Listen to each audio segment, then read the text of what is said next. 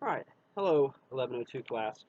I have been going through your free writings, and I've been putting comments on them in the Turnitin viewer.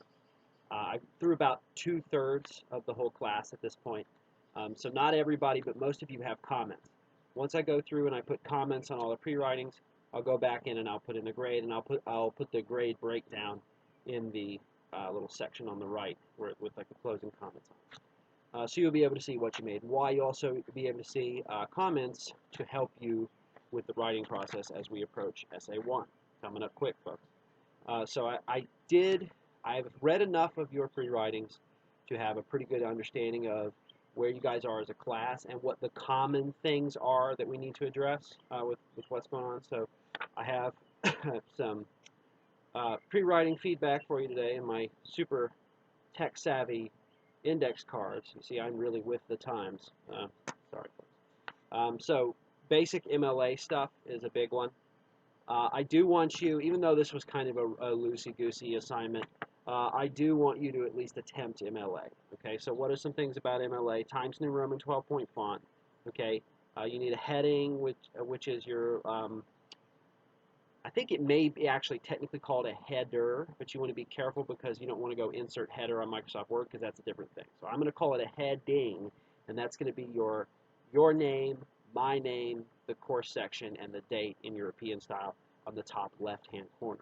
You also need your last name and page number on the top right-hand corner. This is just good practice, so please do this on the free writing as well. Double space it, like I said, Times New Roman. And then no extra spaces between like the title or the paragraphs or the question. A lot of people like to. It just feels right to just hit that enter and get some gaps in between. Don't do that either. Okay, so basic MLA stuff. If you need to touch up on MLA, shoot me an email. I've got some resources from the 1101 class that I can send you to help you with that. Also, the Purdue OWL, great resource for MLA problems. Um, so avoid figurative language, cliches, colloquialisms, and slang. I didn't see a whole lot of slang, but I did see some figurative language. William Blank's anger is like a burning fire, right? That's figurative language. Figurative language is lovely. That's why we study poetry, right? But it doesn't belong in formal writing. Also, what is colloquial speech? That's like conversational speech. So if you were to say something in your essay like "that's the way the cookie crumbles," which is kind of a cliche too, but stuff that you would say like to your best friend. You want to try to stay as formal as possible.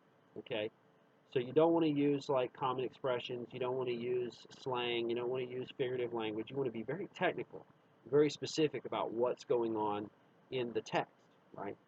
So that's a general thing that I saw. I saw a lot of figurative language mainly. That was the main one.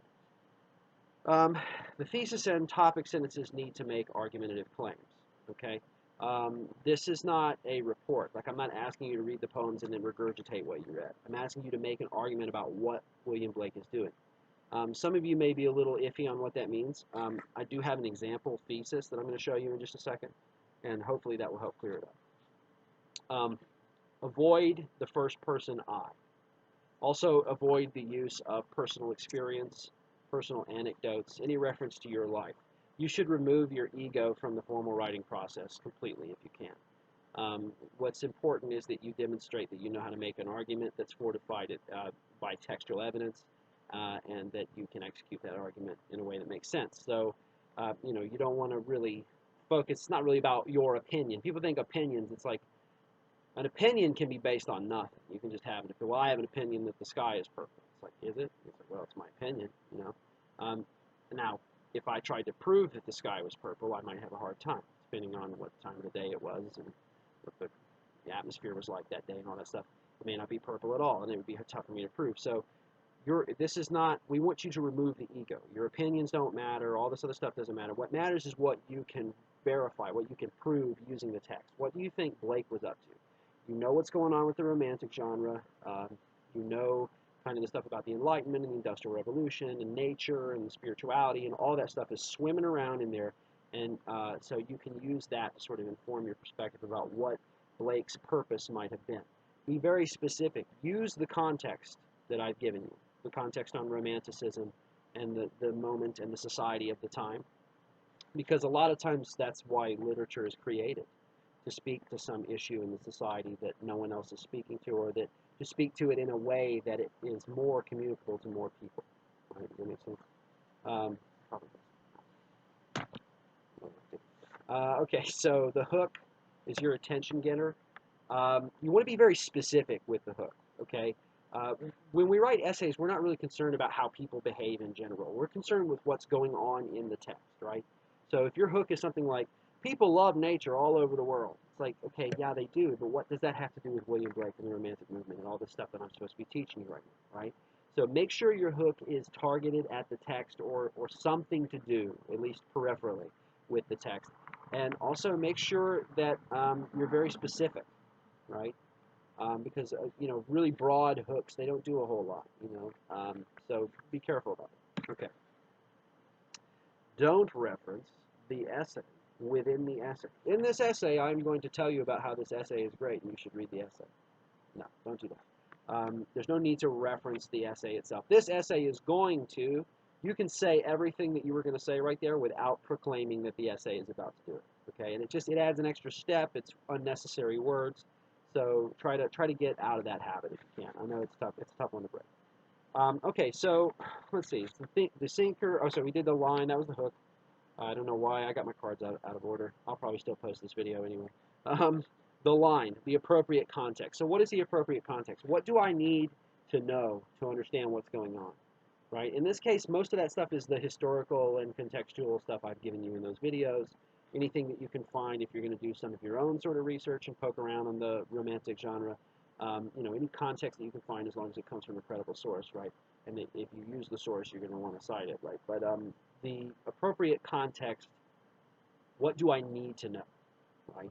Do I need to know that it was a full moon on the day that William Blake wrote The Tiger? No, that's an erroneous detail. It may be something that you can find and prove, but does it really matter? Do I need that to understand your thesis statement? You need to focus on the thesis. The thesis is what's important. That's your argument.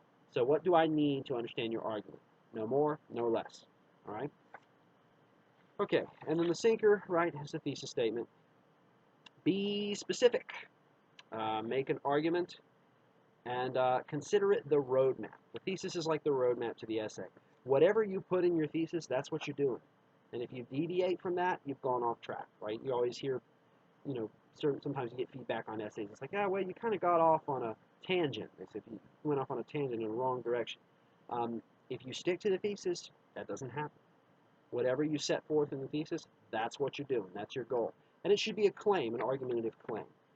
So what is an argumentative claim? William Blake uses this to achieve this effect, and here's why we should care about that. That's the general template. And that brings me to my final index card, example thesis. Okay, so I've got an example thesis. Now, because I'm sort of a dummy with the timing, I realize that no one's going to write on the Rime of the Ancient Mariner, which kind of makes me sad in my soul, but it's okay.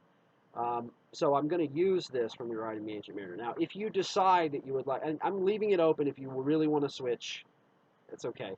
If you decide you want to write the Rime of the Ancient Mariner, do not use this thesis, not only because I'm using it as an example, but also because this is what I call low-hanging fruit. Okay, this is something in the poem or the text that's just really easy. It's like if you read The Lion, the Witch, and the Wardrobe by C.S. Lewis, and you tell me that Aslan represents Jesus, it's like, really? Wow, I had no idea. Don't go for the low-hanging fruit. So just to show you how the thesis should be structured, I've constructed this one, all right? I'm going to have to look at my card here. So Coleridge compares the albatross, which is the bird in the story, to Christ, and he does. He makes several references. You'll see them, where he compares the bird to Christ, or he positions the bird such that it is like Christ or like Christianity in some way. Okay. To infer that nature is sacred. That makes sense. We have a bird. The bird is positioned like Christ. What are you saying? You're saying the bird, which represents nature, also is sacred like Christ. Okay, that's not much of a leap, right? Why does he do this? And this gets to the most important thing. It's like when you do those first two things, you find the thing that the phenomena you're going to examine, and then you find the meaning. Like he uses this to do this.